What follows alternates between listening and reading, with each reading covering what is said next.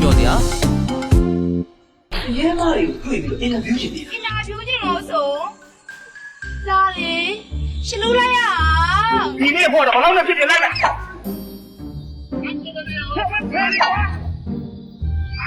ကျွန်တော်ဓာတ်ပုံရေးရလို့ ဟမ် snapshot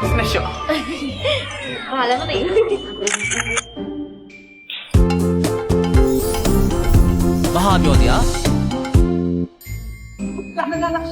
လာရစီ ကိုကောင်းလေ အမတရားပါ